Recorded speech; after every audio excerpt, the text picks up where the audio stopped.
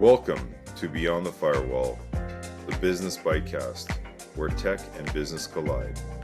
Get expert insights, real-world strategies, and the latest trends in bite-sized episodes.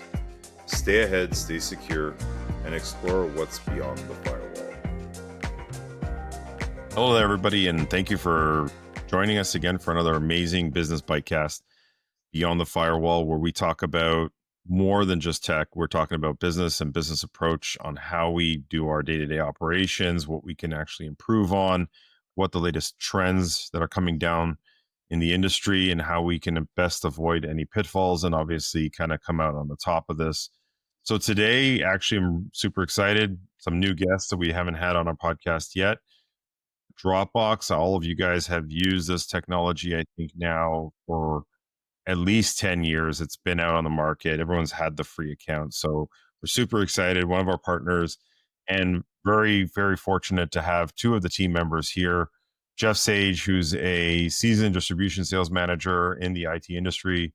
I've been working with him now for at least 5+ years. His expertise lies in building strategic business partnerships and enhancing solutions to elevate Dropbox market presence, but he also brings a lot more than just that. So he's playing that down quite nicely. And then Kaitlyn, I've also been working with. So Kaitlyn Cornell is a seasoned channel manager as well. Also been working with her for a very long time. Deep experience in collaboration and enablement and go-to-market strategies. Obviously not just in Dropbox. So super exciting on actually having both of you guys, and thank you for attending our podcast today. Thanks for having us. Yeah, I'm excited. I know we've kind of worked on planning this for a little bit now, so it's great to be here and spend some time with you, Erez.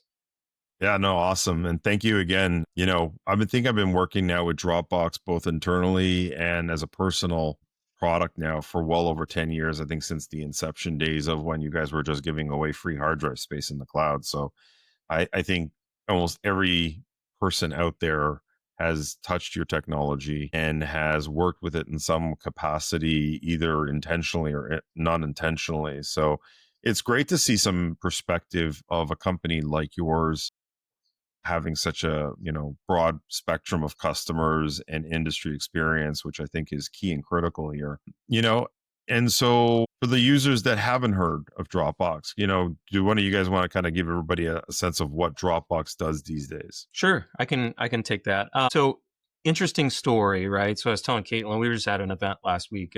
Interesting stories. Dropbox is pretty common knowledge. Most people know what Dropbox is, right? Even my teenagers know what Dropbox is. Like I never had to explain like what dad is doing, right? So, even just carrying a backpack through an airport, you get people that stop you and want to know about Dropbox and or give an anecdotal like, hey, this is what Dropbox is, or I love it, or whatever. Dropbox is a lot of things to a lot of different people. So what we really focus in on is it's in its basic form, it's file sync and share in the cloud, right? Sharing pictures, sharing files anywhere in the world with any OS, any type of file type, right? That's its core. It's been its core for a very long time.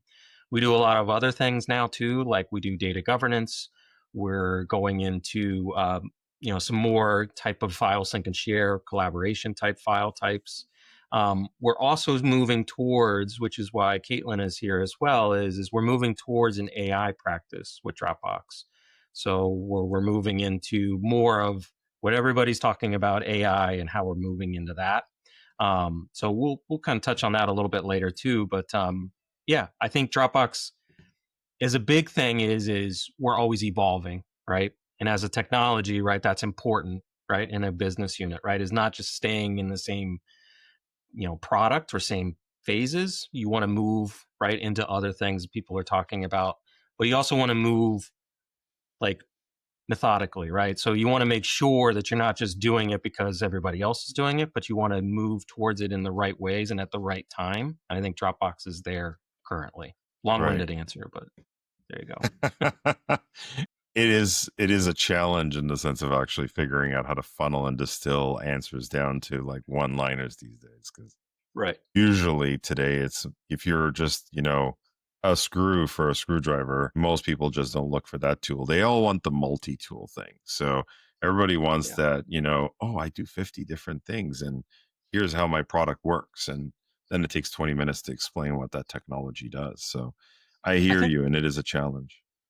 yeah, and So I think Erez, I think that's the big thing with us is we have so many different options as far as, very basic all the way up to very advanced, in some categories. And I think that's where we work really well with you and with partners is we want to get on the phone and have conversations because not everything fits into one parameter. Or we don't want to sell you the whole ball, right? We want to make sure that we're building a solution that makes sense for you. And then we kind of walk through even like your workflows, right? Like, let's try and figure out what the most painful workflow is and how that might fit in a Dropbox world or a Dropbox environment. right. And also to add to that, our focus, right, Dropbox at a core, is to really help our partners, right? We have a really strong roadmap and we have a strong core product. And then, the new product that we have coming out is really designed around the partners. It's designed to make sure that they are thriving and we're able to work with them and speak with them about how we can help scale their managed services offerings using our products. So it's more than just what we have too, right? How do we partner with our ecosystem? So that's an interesting, kind of next phase of what I was going to ask you guys is, so, there's a lot of confusion, a lot of stuff out there. We support thousands upon thousands of end users today on Google and Microsoft. And, we when we look at it, it's hard to understand where employees and companies are storing data out there. Like,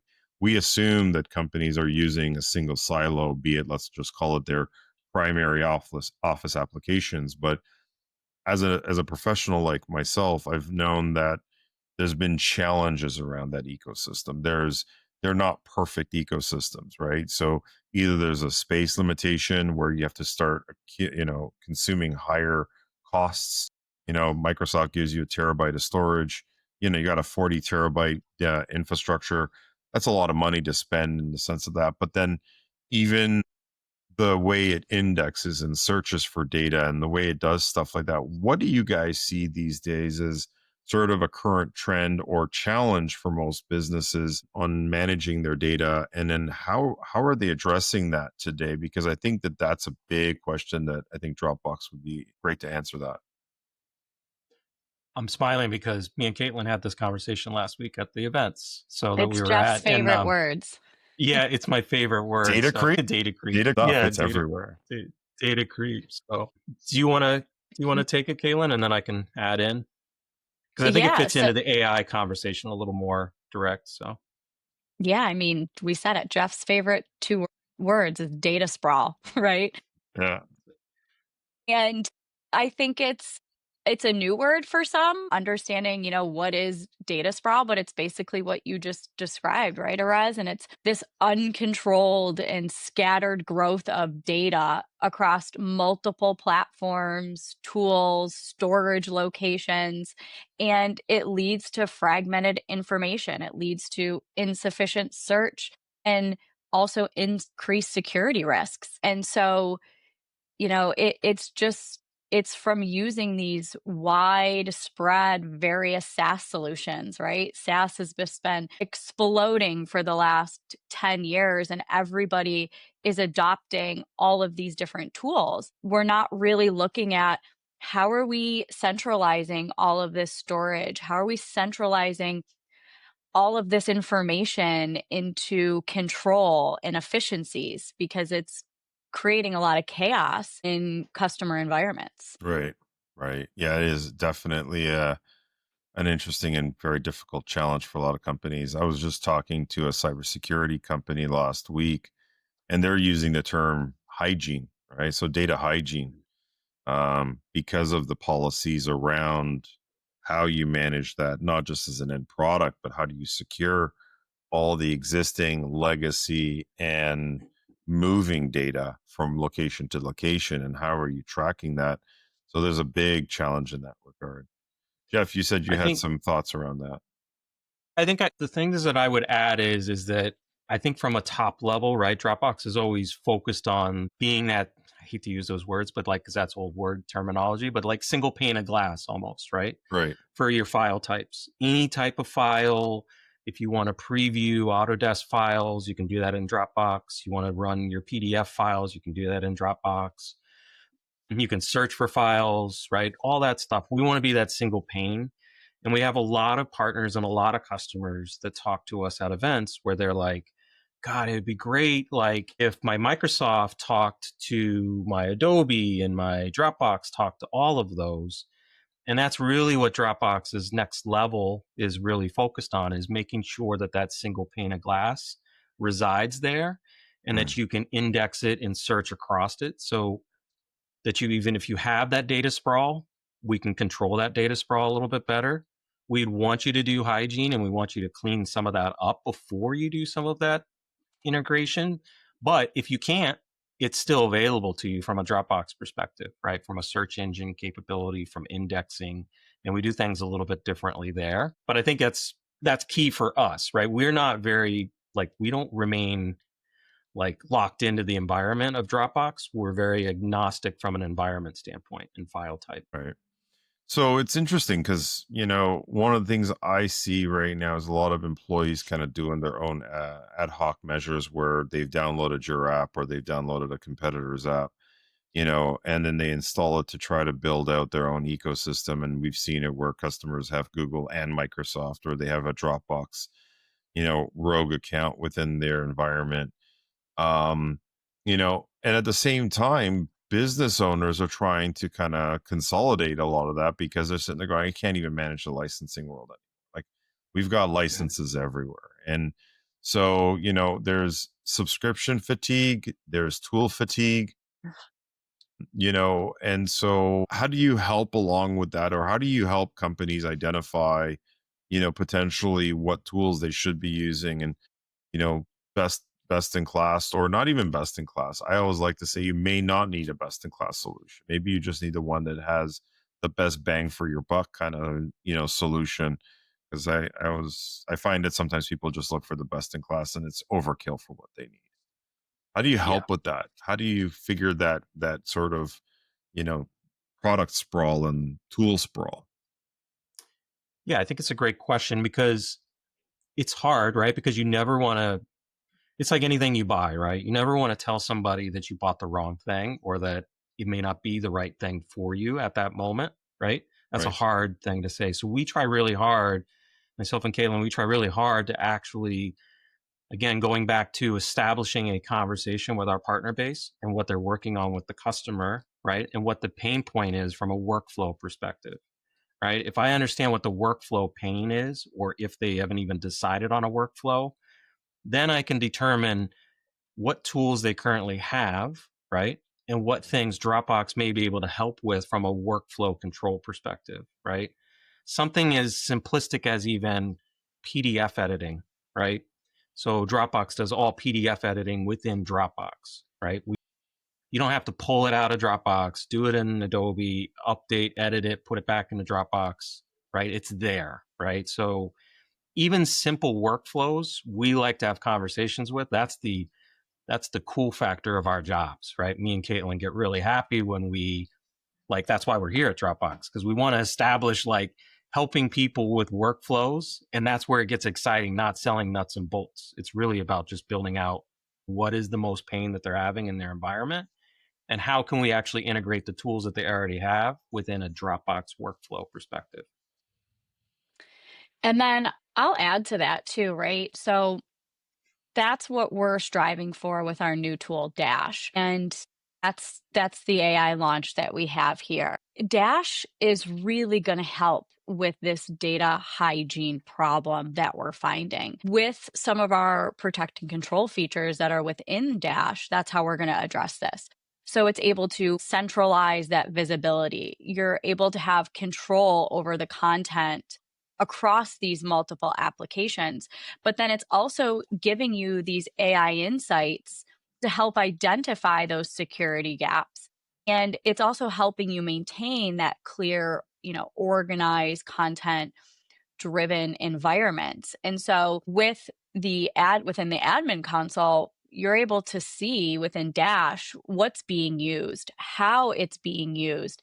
And now, from a partner to customer perspective, as a trusted advisor to your customer, you can help and start to address these things with the customer to say, here is where all of your data is going. We can see this from a Dash perspective. We can see where some of your operational efficiencies are lacking. We can see where your compliance risks are really high because this Dash product is able to centralize and bring in all of this data into a single point.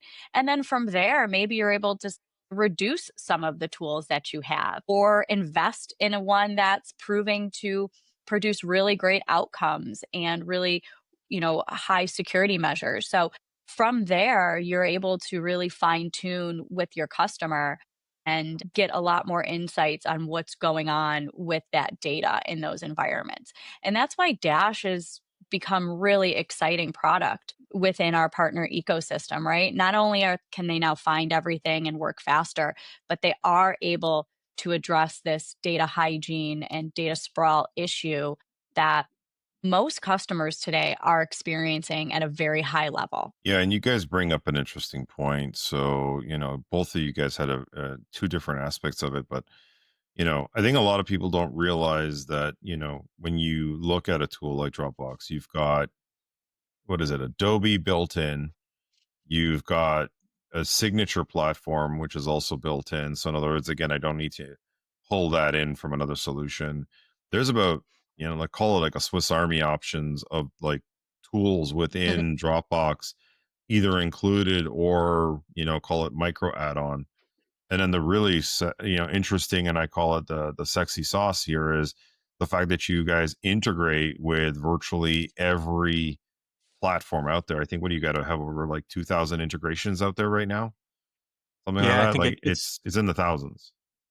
it is. It's ever changing, right? Because we're not, again, it's that stagnant thing. We always want to add integrations and add things and tools, like to Kaitlyn's point, tools that are working for you, right? That Yeah. make sense. Yeah, and I think that efficiency is pretty nice, because when we look at customers, there's three or four different things that come to effect. One is the training, right? So when we look at having to switch a signature platform or an editing platform or review platform or collaboration platform, you've got to now teach your team a new ecosystem, have to be able to port that data out of that existing ecosystem into this other ecosystem.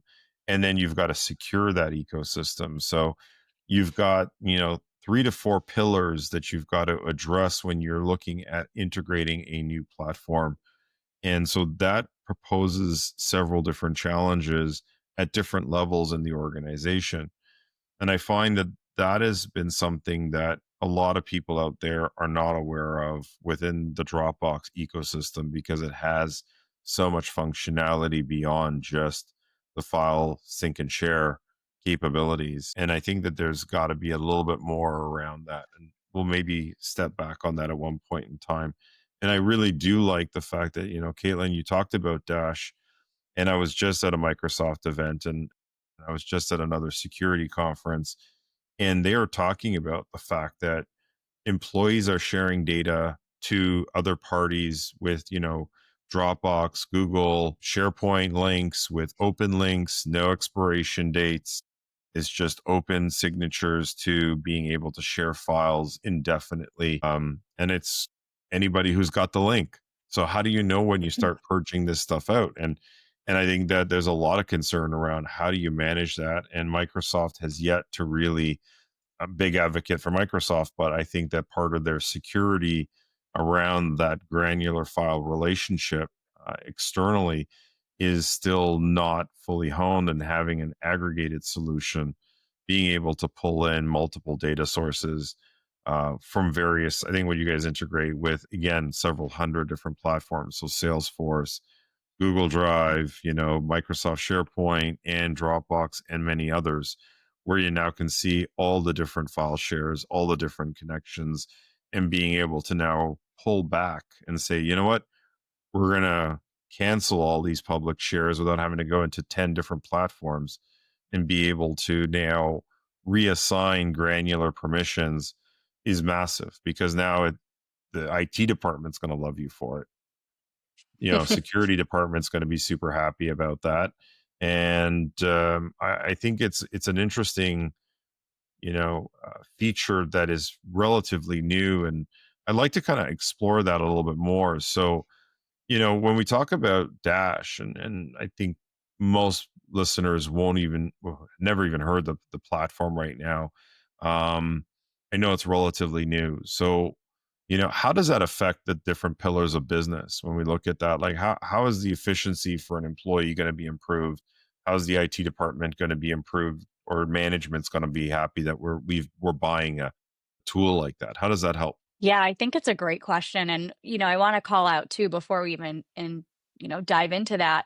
You said something that I think is a really interesting point, which is, employees. Like, we have to think about the employees, because the most expensive thing sometimes for businesses is turnover, right? You lose an employee and you have to bring them back. So when they're unhappy with all of the tools that they're using, or they're unhappy with how they're accessing data, right? And it makes their job really difficult. That's the problem that we're facing today. And that's how Dash solves that, right? That's how Dash helps with these efficiencies and bringing everything together. And then, we could have a whole session about protect and control, and how we can secure and restrict specific files. But what we're doing to really help from that aspect is bringing everything together.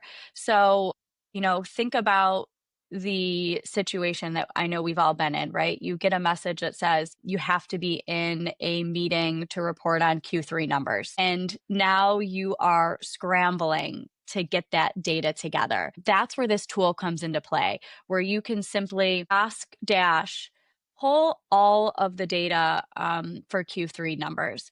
And it's going to pull from your email, your Slack, or your Teams. It's going to pull from folders and Excel files that you have, from your Salesforce, because we all know that we might be chatting with, our CEO in Slack about some numbers, and there's some really important features that you want to talk to and reference in this upcoming meeting. But where is all that data? So Dash will be able to bring that all together for you, summarize from every different SaaS application that's connected what that information is for Q3. And then from there, maybe your Q3 numbers weren't great. You can ask Dash to provide you the top 3 reasons on why you didn't hit your Q3 numbers, or you excelled. Ask Dash to identify the top 5 deals that brought you to that number. So now within minutes, seconds, you have all this information and you're prepared to go into this, off the cuff request meeting from leadership. So yes, it's enhancing the data, but it's also just making your job easier. And I think now we all love that, right? We all love not having to spend a lot of time searching for information that is there, but you just can't find it. That's incredible. I didn't even know that part of it. So not only are we now able to search and secure data, you're able to use Dash as an AI agent to do all these tools within the ecosystem. And you're now actually bridging across multiple platforms, which right now Microsoft is not doing that within Copilot. Gemini is not doing that the other way around. And ChatGPT doesn't do that. So you actually have that functionality. Absolutely. And that's what makes this so exciting. And we're, looking forward to fully launching this within our ecosystem, because it is really going to become your command center for reporting and searching and consolidating. I work out of it every day. I open a tab and that's my go-to. I can see all my meetings, I can see my files, and I'm able to start my day really clean, really effective. And I'm able to, find information when I need it across any different platform. So we're very excited about it. Yeah, that's an evolution of the technology from when I saw it originally, because my original, call it, wow factor was the securing and the call it the IT department side of things. I didn't even think about what the benefits were really, from an employee engagement and functionality. I just saw it as like, I know this data is everywhere, and customer and Yeah. IT departments are struggling on putting fences around these things because work from home, publicly sharing stuff, doing all this data creep stuff. And when I saw the demo originally when it got launched, it was more around putting fences and being able to pull back data that was shared externally. But now it's like, wow, it's an actual AI tool that can actually improve my staff and the people within the company now to do their jobs. And theoretically is it's a great stepping stone into getting into AI without having to invest into, all the other tools out there. I think this is huge. I didn't even realize we've evolved that much. So that's amazing.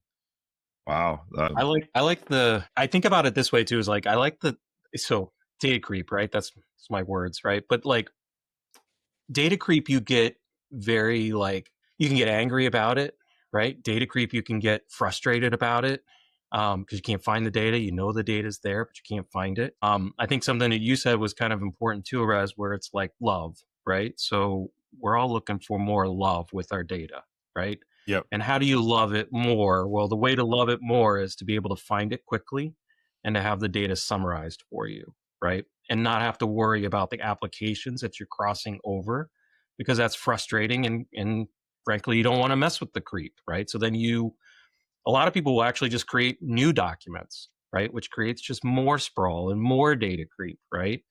So I think what Dropbox is trying to do, and this is what I think we're being pretty successful with currently, is everybody loved the Dropbox core products, right? We're working on them loving the AI search capabilities and the things that Kaitlyn summarized with Dash. And I think we're there. We have some more work to do, but it's getting there.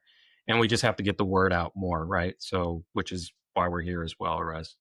Yeah, for sure. And at the end of the day, data is what pushes companies forward, right? We're talking there's big data, there's data analytics, and so it kind of leads me to my next question actually was, when I look at the core product or the core stack, several years ago you bought several tools like HelloSign, which now is Dropbox Sign. You bought other video editing, which I don't think a lot of people realize that, you have your own collaboration AV slash, integrated tools where you can actually view all your videos, comment, critique it, collaborate. Marketing departments can use your platform as a great tool for that because you have all the large data sets. But when we look at that functionality now, is the Dash platform going to help users also even use that? So for example, here's a Word document or here's a thing,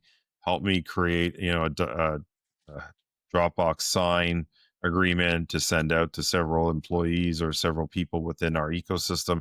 Is it going to get to that next level of intelligence where I can do that communication with that platform? Yes, absolutely. So we already have some of those features in place today where you could attach, a file and you can ask Dash to create a template. We have, pre-canned templates, but you can also create custom templates. And so we absolutely can take, a paper doc and create this into a sign and say, please, here's my sign template that I would like. And then you can export that into that official document. So we absolutely have features like that today. And I think we're ever evolving more as we work to, you know, enhance the tool. I love that you can change the tone of the document as well. So depending on how official you want this signed document to be or paper doc, right? Whatever it might be that you're exporting or creating, you can create several different tones, several different templates. It's very unique to how your customer needs to use it. That's pretty awesome, and I'm officially blown away by it because, like I said, I didn't even realize we've gotten that far down a feature stack on that because again, it's been only several months since the original launch, Yeah. and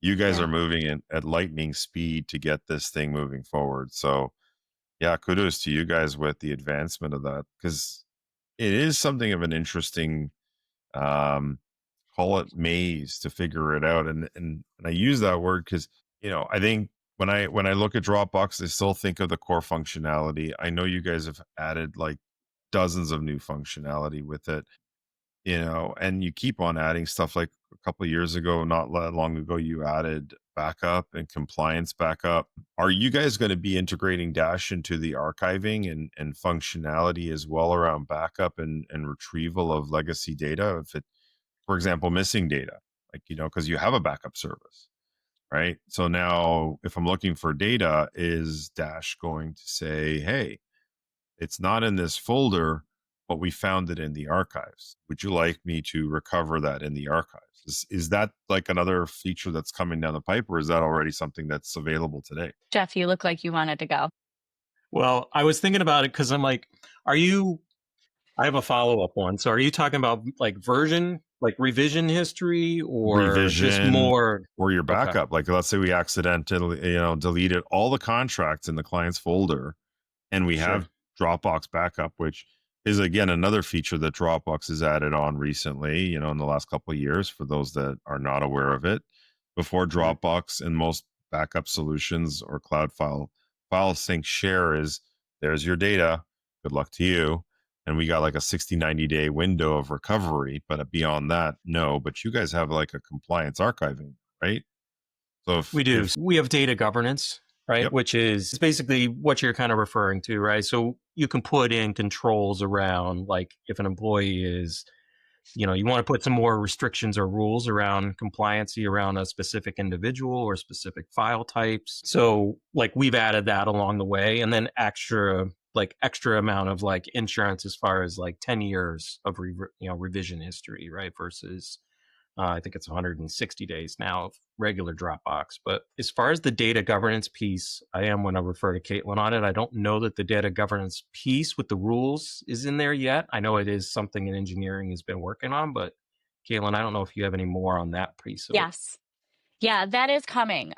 We absolutely want to be able to help with that data archive, right? Like you said, what happens if you accidentally deleted all of this? It's something that we're fine tuning right now, but we're hoping to have released in the next couple of quarters here. So there's a lot of levels that go into processing that data and understanding, asking the question and analyzing the words within the archive data. But yeah, we'll have a solution for that pretty soon here. That's awesome. That's amazing. And correct me if I'm wrong. So again, when we talked about this integration with other platforms like Slack, Salesforce, whatever other tools that you have, Dash is actually going to be able to reach into those networks and actually help find the data that you're referencing. How are you getting to that far down? Like, how are you doing that? Like, that's pretty incredible, because right now nobody's aggregating this. Like, I'm blown away. Yeah, our AI and APIs integration has been fantastic. It's been something that's been developed for a while. And, we take a little bit of a different approach to AI, right? Like, we're not agentic AI and generative AI, right? It's machine learning. It's searching outside the internet. We are very focused on searching data that you are connected to already. So it's a niche of ours. We pride ourselves in our ability to access that data really quickly. And we're not going outside, the data that's been ingested, right? And I think that is really what has allowed us to excel in this area, is that we are focused on engaging with the customer data that is in there and not growing upon that or not searching outside of it, right? So a lot of times when you find something you're really good at and you put all of it into that, it makes you great.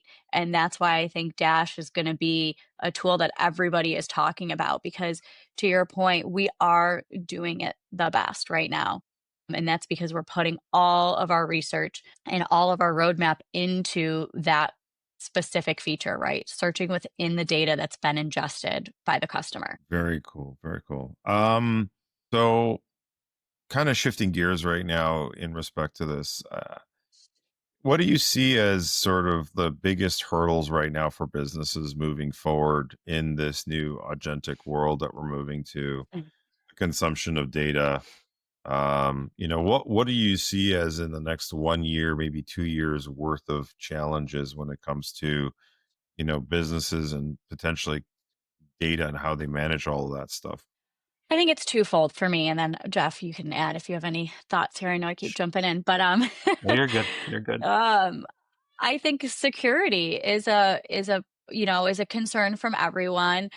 I came from a space that was, in this different approach to AI, and I do think it's secure. So I'm not saying that I'm concerned that AI isn't secure, because I do believe that it is.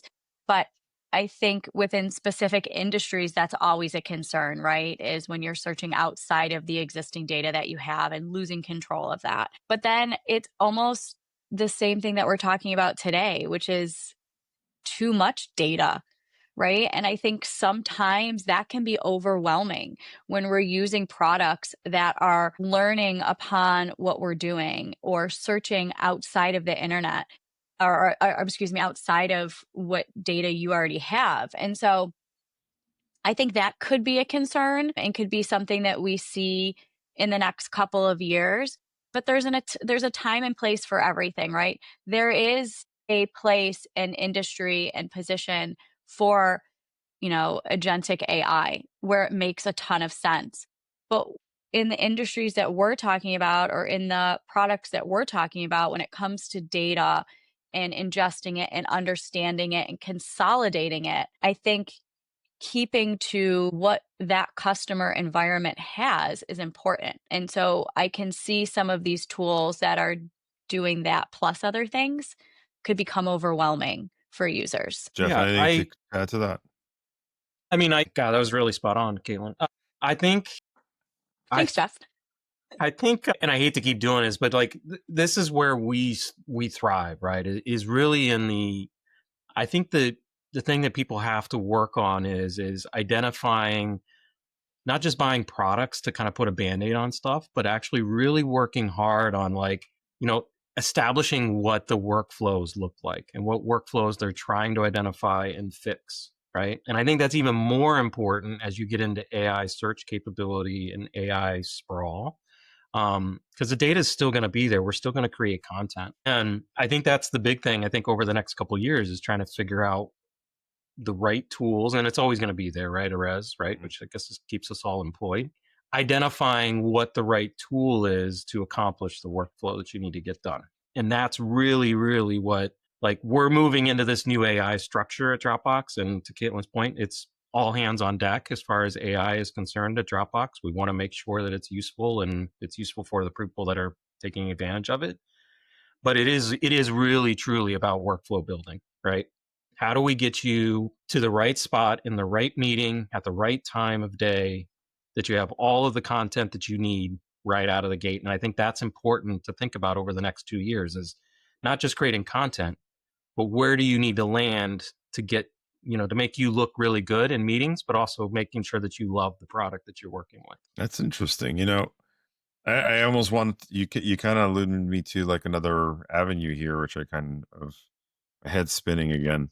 So now we went from data sprawl to AI sprawl, right? And it's true, because I think almost every business out there now is playing with, let's say, ChatGPT, but they've also signed up for either Gemini's built into Google, and Microsoft now has Copilot Lite, where let's call it the light version of Copilot.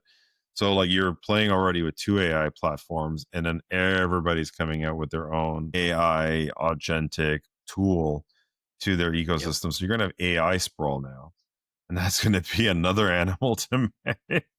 I didn't even start thinking about that. We coined the new term, guys. Yeah. AI sprawl. AI sprawl. Well, that's it. We're the first on the podcast world. That's it. Right. And you never want to get left behind. And that's always a problem, right? And in general, right? You never want to get left behind on anything, right? So you always want to be cutting edge, or you don't want to be left out. Like if a lot of our customers, right? They go to these events, they go to other things, they talk to people, right? That's part of why people go to events, is to communicate, right? Yeah. But like when you're communicating about an AI tool and you hear somebody at the next table talk about an AI product that you don't have, I think a lot of times what's happening today is, oh my God, I need that. I don't even know what that is, but it sounds great. Let me get that, right? Right. And that's not really what is going to push AI forward, and it's not really what's going to push getting workflow done. 100%. And I think that the other aspect is that certain businesses are looking at it as AI is going to be some sort of silver bullet around productivity and efficiency, Right. and it's not. It's not. It really is not there yet. It is not a robot out of a sci-fi movie. Like if you're a Trekkie, you'd be like, it's not a Data. You're not gonna have a guy, Data robot, guy girl version of it walking around your office going, I just solved, nuclear physics, and in the health lab, AI is going to be walking around going, I think this person's having, a heart attack because I've scanned it with my, virtual eye robot scan. These things are not happening tomorrow. Maybe in the next 5 to 10 years, we'll have Gen 1 of that stuff. And I'm sure, people like Elon and various other big guys that are in the space are working on that next gen of technology, taking it to that level. But I think the gen that we're looking at right now is getting your feet wet. And it was interesting because coming back from one of the conferences I went to recently, one of the big things that MIT, as in the university, released was that 95% of all AI projects within businesses are failing. I obviously didn't go down the rabbit hole of every T's and C's of why, but I think that sort of, wish list items and the throwing spaghetti on the wall. What do you guys see as one of the biggest challenges succeeding in their AI Yeah. journey today? I think you kind of made a good point earlier, and that's probably why is they are thinking that AI is going to come in and solve all their problems. And a lot of times business leaders really haven't identified specifically what that problem is, truly to its core, right? Are people leaving? Is that your problem? Is your problem you can't find data? Is your problem, you know, that you need more help? So I think first of all, businesses aren't truly identifying what their problem is, and then they are hearing all of these buzz products and they just want to get them. And what they're also not really doing is solving for data. That is truly never going to go away. Whatever AI tool you bring on, even if it's scanning your body and telling you that you now are having a heart attack, there is still data. And business leaders are still having to digest that data. And so a lot of times they're not really looking at, okay, now that they have all this information, what are they going to do with it? And is it really fixing the problem that they're having? Because they don't really know what that problem is. And so I truly think that's probably why a lot of these things are failing. And they should probably start somewhere with like a dash where they can digest the current data that they have across the organization and then really analyze it and look at, where are my business problems? Where do they lie? In which department, with which product, and which tool maybe, and then from there search for an AI tool that is going to solve for that problem. But using Dash is a great way to start with that. Just analyzing the data that you have within your organization first. Interesting. No, it's a real challenge. I think a lot of people do not do any sort of hard business planning and trying to check the boxes. I think we're Sure. going to sign up for this thing. Let's try to see what it can do, and then we'll figure it out later. And I see that in various software vendors that are coming out with different solutions. It's kind of like a race to being the first versus the best. Absolutely. And so that approach of like, we'll launch a platform even if it doesn't do everything or even does anything well at all. I've seen it over and over again where they're just launching platforms out there that barely do what they're advertising and they don't do it well. I've tried some email efficiency tools, was not happy with the work. Like I canceled it. I was like, okay, this sounds really amazing. Have you tried any of these? Like, oh, it empties out my inbox in a matter of like 3 days. I'm like, okay, let's see if it works. And then it's like, okay, I got to spend like 40 hours trying to configure this thing to make it even remotely do what it was, advertising. And I was like, this is not as advertised. It's not coming up with some sort of recommended, hey, I found all these emails from various vendors. Do you want me to sort those and respond to these people? Like I'm expecting that kind of a result and it didn't do it. Well, as Yeah, the consumers, we're expecting AI to just be amazing right out of the box. Mhm. And I think plugged in that's my head. another Yeah. reason it's probably failing, right? I mean, that could be another reason it's failing because we're just getting these tools and we're like, this is it. It's going to be perfect. And then you go, shoot, I have to set this up.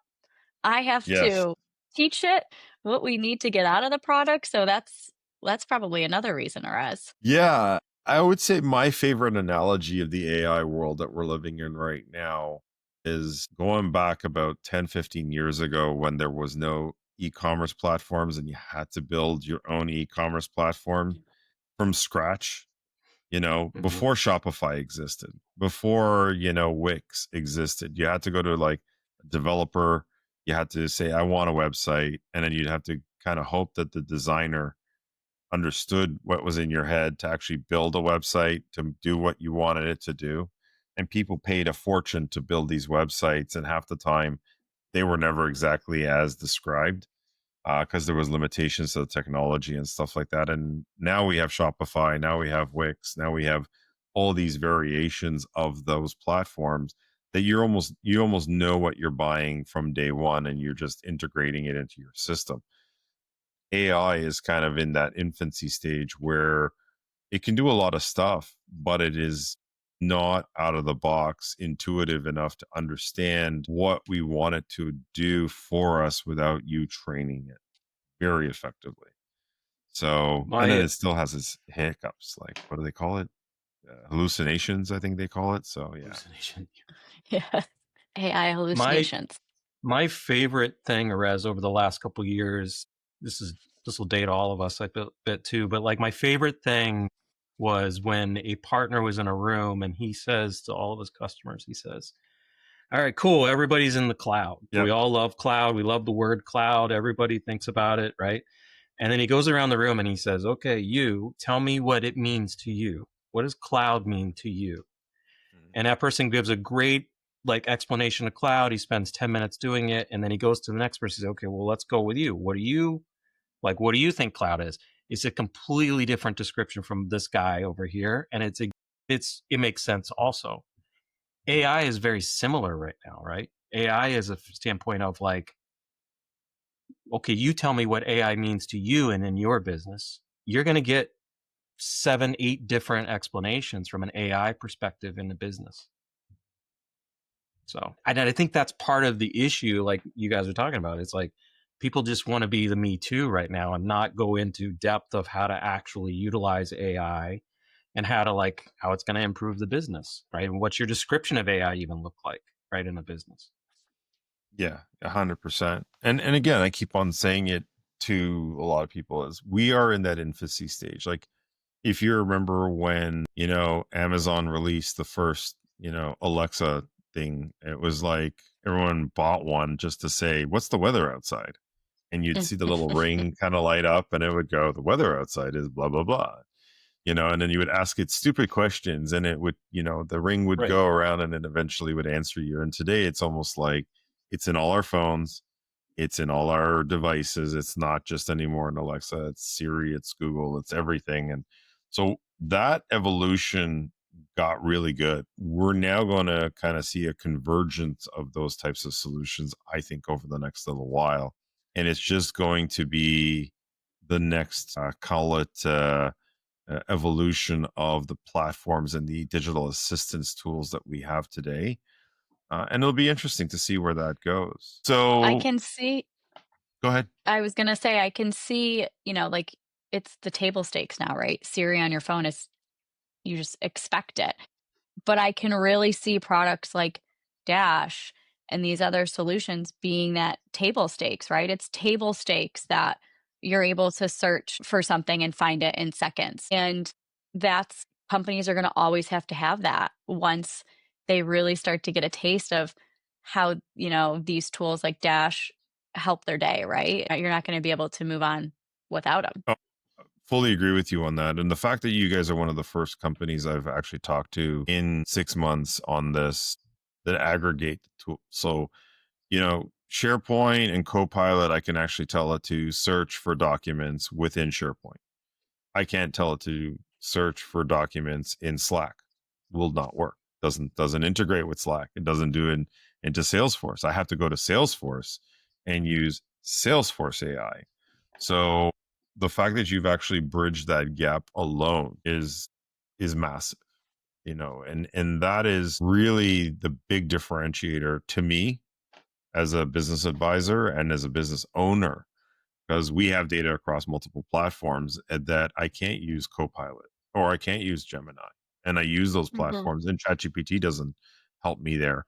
So what I'm already doing today on my day-to-day business in SharePoint as a native solution, now I can go across the board and use it in virtually any platform, which that was originally what I had anticipated. But the fact that you guys have also evolved it to actually assist in more than just data finding and permission finding is pretty extensive. And I think that is a big secret sauce that right now no other tool has on the market that I have seen or come across, which is massive. I can only start imagining what the future is going to look like from governance, compliance. Like a lot of US and a lot of international businesses are moving to ISO or NIST and those types of regulations and regulatory compliance. I know that may not be a customer wow factor, but from a business owner perspective and from an industry perspective, a lot of businesses are going to be pushed into those columns, and they're going to need to make sure that their data is secure, their data is protected, they know where their data is, how it's being used, how it's being managed. And if Dash is going to support that, that's going to be pretty massive. And is that a direction that Dropbox and Dash is going to look at? Yes, You're nodding. absolutely. I'm just throwing you softball so you can be You like are. the This is Jays and great.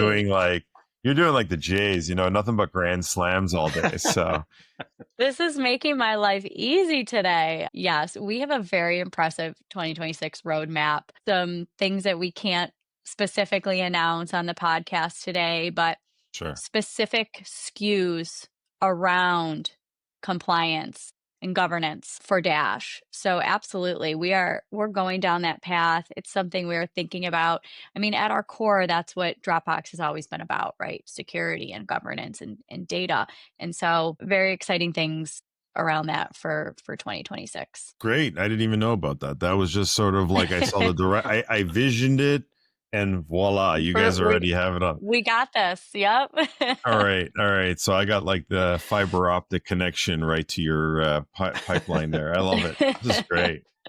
So yeah, that's pretty cool. So, Dropbox has been around now, guys. How long you guys have been around as a business? What is it, 10 plus years? I remember you guys are you've been pretty much out there almost from day one. So how long has it been in business now? What's funny is I have this blanket that they gave me when I first started at Dropbox. I've been here for 9 years. And my son one day he comes into the office and he says, "Hey, did you know that Dropbox was founded in 2017?" And I'm like, "Wow, that's amazing. Like, have you been listening to us do a pitch, right?"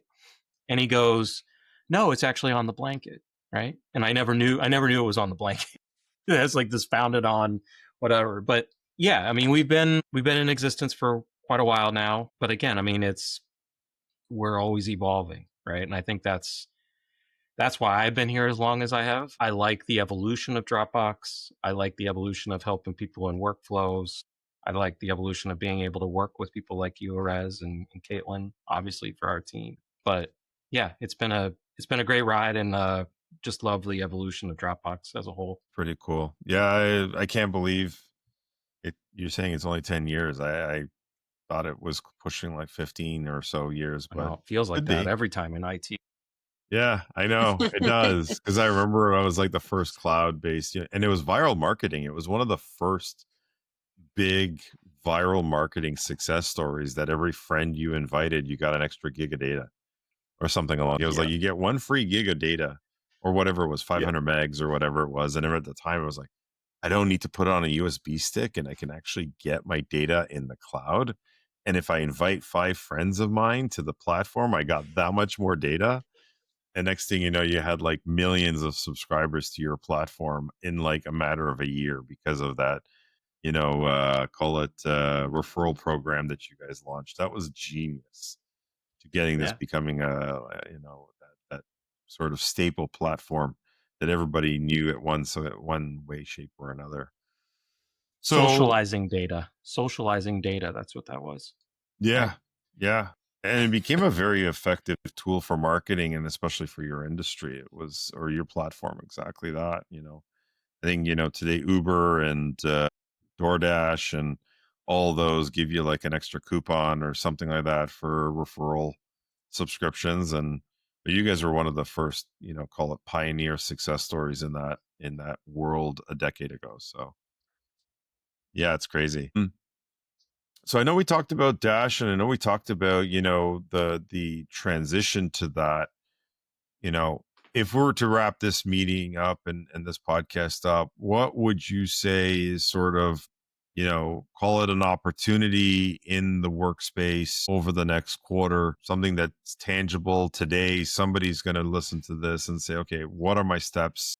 What do I want to focus on? What's that rabbit and run kind of thing? What are we going to leave audience out there for them to action on for the next couple months as their action items here today? So quick correction before I answer that question. I was thinking 10 years because I've been with Dropbox for almost 10 years. Dropbox was actually founded in 2007, not 17. Ooh. So I need to go look at the blanket again. Yeah, it's a big correction, Jeff. Yeah, that is a big correction. An extra 10 years, right? That's that dog years in IT thing again. So that's right. Kind of like, yeah. No, as far as, and again, kind of beat it to death today, but like, it is the gold for us, right? And it is the gold for most customers and most partners as well, is to really figure out like what your workflows look like today, right? What you're doing in your workflow and what you're having an issue with, right? So like maybe jot down the top 3 things that you'd love to improve, right? In a workflow. It can be something as basic as, again, signatures, PDF files, searching for content. Like, what are your top 3 things that you want to get done that you don't get done today because of either sprawl or you're just frustrated, it takes too long to get to? Those are kind of the things that I think are table stakes as far as like trying to address. And then make a list of all of your AI things that you have currently, right? And then start crossing out like, okay, well, do we know what that one does? Does it integrate with Dropbox Dash? Maybe there's a workflow there, right? So like, I think those 2 kind of pillars are pretty critical for the next couple months, is trying to figure out your workflows, figure out what you want to do with AI, right? And what things are capable from your AI perspective. So that would be my suggestion. Yeah, I would. Final words here. What do you think? I agree. I would say start by evaluating your pain points, but also from a SaaS solution, right? Figure out, what are you managing with? Or what are you struggling with? Are you struggling with managing permissions? Is it securing content? And I would just say, like, step back and really evaluate at the core what you need and what's going to help improve efficiencies for your employees. And because when your employees are happy, your customers are happy. I always think it's a great place to start. And then, reach out to your trusted advisors, lean on them to support you in understanding what's the best for your environments. Because I think you all play a critical role for customers, and it's important to lean on you guys. Yeah, and I appreciate that last comment there. It is sometimes hard to think back about what we do for a lot of our customers, and at the same time, they're always thinking we're just advising them on what's the next sell, what's the next product Right. we're pushing down, and it's not our value proposition. I can tell you that M.I.T has been successful for over 20 years now, almost 25 years in the industry, and it is not our motto about putting the next product in your hand. It's more about how you can be more successful as a business owner or be more profitable as a business. But yeah, thank you for that one. And so yeah, I'm gonna summarize that I think that both of your points are key. I think having an action plan, having a definitive list of wish list items that you want to sort of address, figure out a priority. And one of the things that I spoke to at a recent conference was find a easy win. So make it an achievable goal, not a outlandish AI, futuristic Star Trek kind of concept. Talking about data and finding data or finding efficiencies within our current repeatable workflow process. You can get something within that realm using, let's call it your native AI tool, and then aggregating that with something like Dash, being able to do that repeatable process. That's a win. That's an easy win. Totally. And that is achievable today, which I think is massive. I didn't even realize to what extent. So the fact that we're even there now, I think is going to be huge. And then from there, basically, once you land that, then you can expand on that platform and now have an operational efficiency tool for your entire business. So I want to thank you guys for coming out. Kaitlyn, Jeff, thank you for your time. It was great having you on our podcast. Hopefully we'll get you back out there in the near future. Again, thank you to all our listeners. We hope that you like and subscribe and share on all the streaming media platforms out there. We're still chugging along, growing this podcast, and hopefully you're finding good value in it. So thank you again for listening, and we hope to get you out on the next podcast. See you guys soon. Thank you. Thank you.